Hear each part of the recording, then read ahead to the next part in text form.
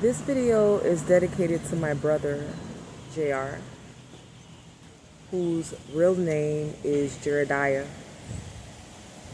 And our entire lives, I never called my brother Jerridia. My mother named him after one of her favorite soap opera characters from way back in the day. I always found it to be a beautiful name, very different. I would hear that name every so often, so it's very unique in its way. But we always called him JR. Today, he is trans. He's changed his name. You know, that's neither here nor there. I don't know if he would want me to share that. But he's a performer. And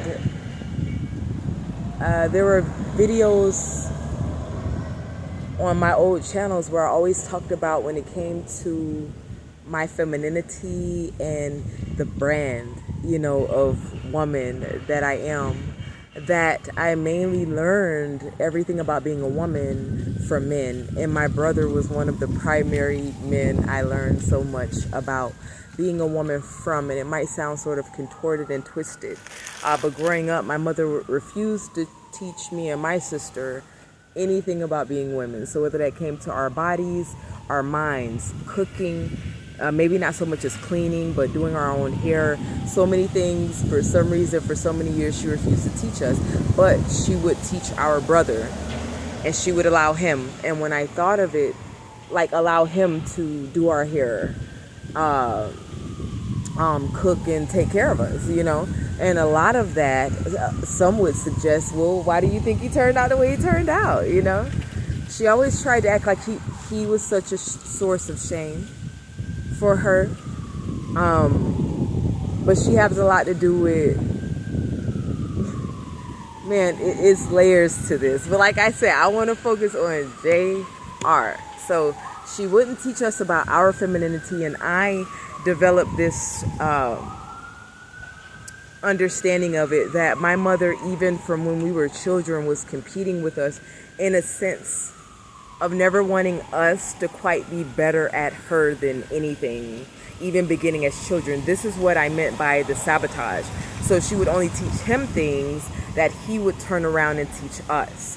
And so I have two primary lessons that stand out to me that I want to share here today. The first one being because I'm a wig wearing girl.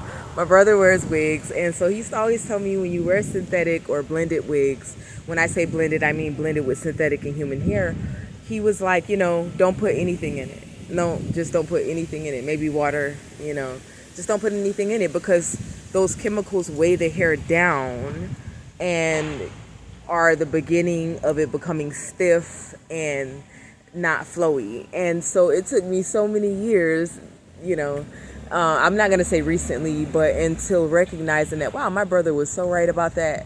When you're wearing wigs, you don't weigh it down with chemicals and oil sheens and oil period. Like, you keep it light and weighty, fluffy and flowy with just water and a blow dryer.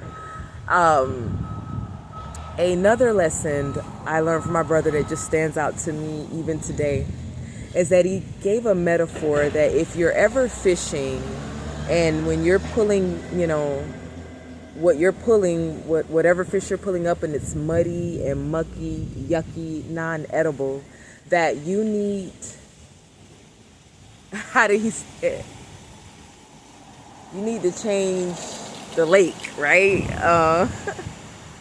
You need to relocate, you know, to a different lake or whatever it is that you're fishing out of, with a healthier grade of edible fish. And so my brother is well traveled as well. And so one of the things that he used to mention about Orlando, Florida, is that it's always the kind of place that you would always reach the limit.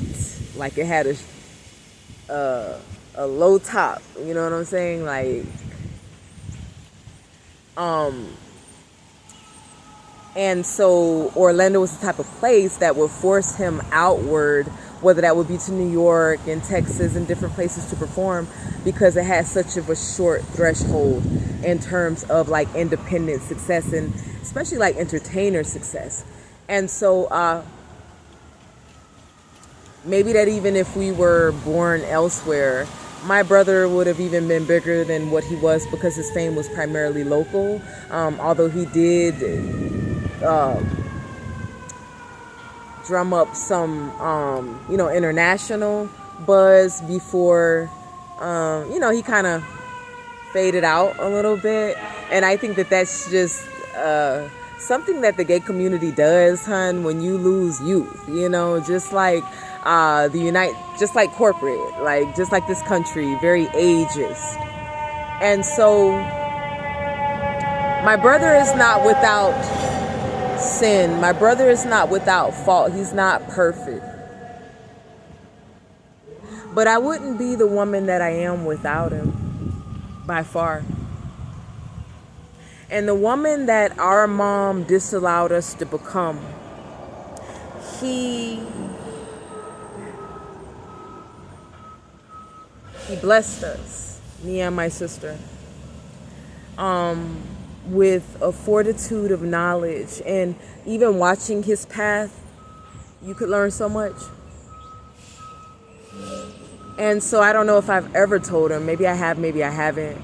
We haven't spoken in quite a while, that I love him. And I thank him for all of the lessons that he taught and the way that, our mother chose, it's almost like opted to put a stop to our feminine growth. Our brother